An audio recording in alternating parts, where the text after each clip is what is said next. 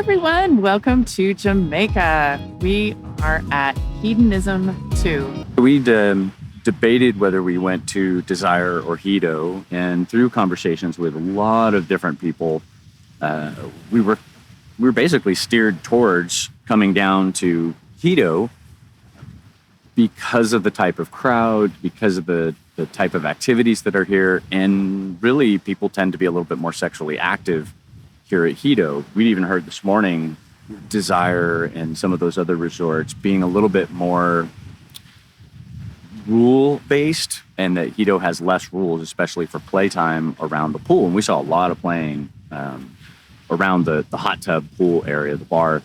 Yeah. And it was risky. Quite exciting. It was. Obviously, you have to fly to get here unless you live in Jamaica. And we actually heard last night there are a fair number of people who are from the island of Jamaica that come here on their vacations and enjoy the wonderful experience that they can have here at Hedo.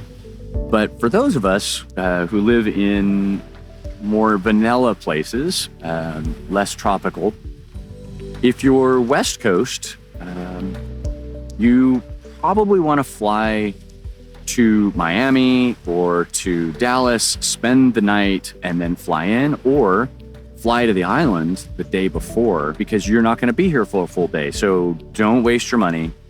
Fly in the day before, stay someplace else, and then drive in. I mean, there's 5 minutes from here. You can take a taxi in. It was super fast to get here.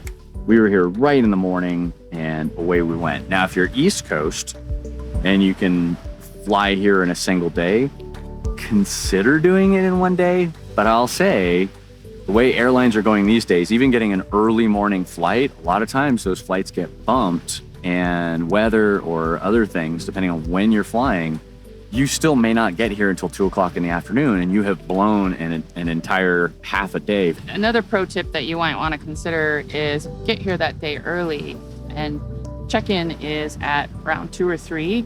Say you're here at 9 or 11, make sure you pack a beach bag with your sunscreen, your bathing suit, your sun hat, glasses, whatever you need for your time here while you're waiting for your room to be open. And because you can't easily crack into your suitcases, get all that stuff, and then you just hit the resort, the beach, and go for it. Yeah, and you can start drinking right away, or partying right away, or whatevering right away. Exactly. Your suitcases are basically stacked up in the lobby, so like pawing through them in the middle of the lobbies, it's not really easy to do. So skip that, bring your stuff. First impression, it's an older resort. If you are used to the Hilton, or I'll make the big leap and go Four Seasons, right? Like if you're expecting like luxury gold-plated toilets, don't you're not going to get that here. But to kind of put it into realistic perspectives, it's as good as any 4-star hotel that we've stayed at in Sacramento, and actually better than some of the places we stayed in Miami and Fort Lauderdale before the cruise. They were pretty run down there. So here, older resort, they do their best to maintain it. I mean, there's guys out here raking the leaves right now as we sit here. So they maintain the property, but it's a jungle island. It's humid. Things rust. Everything's not perfect. I wouldn't say things are rusty here. No, like I can see spots of rust on like the ceiling fan here and there. We're nitpicking at that point. It's really nice. The AC works. The rooms are really nice. You get room service every day. Things are very clean. Which kind of brings us to the rest of the service, which is food and alcohol. Food is top-notch. It's pretty darn good. I would say I want to say it's better than the cruise food, but even then that's hard to compare because it depends on which cruise line you're eating food on. Right. Each cruise line has different food and which chef they brought on. What day the buffet is rotating through. So if it's exactly what's in season, and here you're going to have food that is based on the culture, right? Jamaican culture, so a lot of jerk chicken, things like that, and I find it fabulous. I'm a big seafood lover, so I'm absolutely loving all the clams and fish, and I don't even know what else I ate last night. There was a bunch of stuff that I didn't know the names of, and it just looked tasty, and so I was just chowing it down. So food, really, really good. And that's just the buffet. There are 3 other restaurants, Flame, sushi restaurant, and another one I can't remember the name of. So you have that option. We're going to explore and find those other restaurants, and we'll be able to give you more information on them. There's plenty of good food choices, lots of fruit, if you're into pastries and desserts, tons of different choices for desserts. We also heard there's a lobster bake fest, fry, broil, something every Friday night on the beach. So I can't wait for that. Yeah, that'll be nice. What are you going to do? Do you like lobster? Oh, I love lobster. Oh, okay, so we're good. Love lobster. Entertainment. Oh, wait, before we do entertainment. Can't skip the alcohol. We cannot skip the alcohol. A little bit of a personal background with this. We've been on the cruises before. We never buy the drink package. We don't recommend the drink package. I know the cruise lines are going to hate us for saying that, but if you are a heavy drinker, like you are borderline alcoholic, yeah, then get the drink package. I'm making a little bit of a joke, but we've done the math, and it's a lot of drinks. Right. But I will say, in favor of the cruise line, if you do buy the drink package, it is kind of nice to just flash your badge. It's one and done, and you forget about it. And a lot of people like the ease of that, and they're okay with spending the extra money even if they don't actually drink those dollars. Right. It's you're paying for the convenience, and I think that's what it is. Yeah, and there's specialty drinks too. Like you can get your Starbucks coffees; those are all included. I think they're all included. There's sodas, there's all that. That's the cruise. Yeah.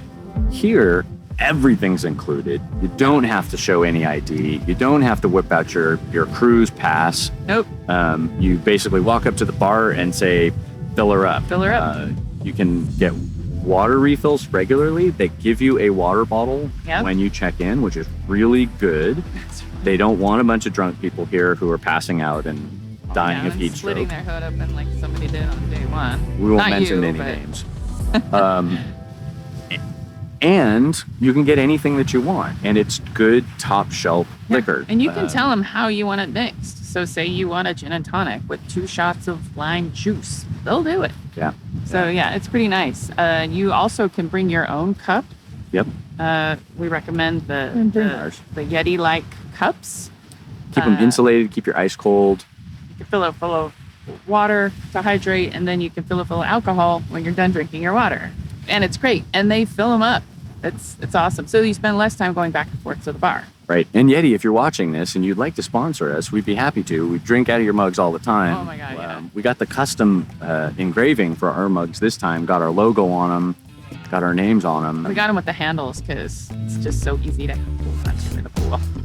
The one warning that I will give you, it's really nice and convenient to be able to walk up and get any drink you want, any time of day, pretty much anywhere on the resort.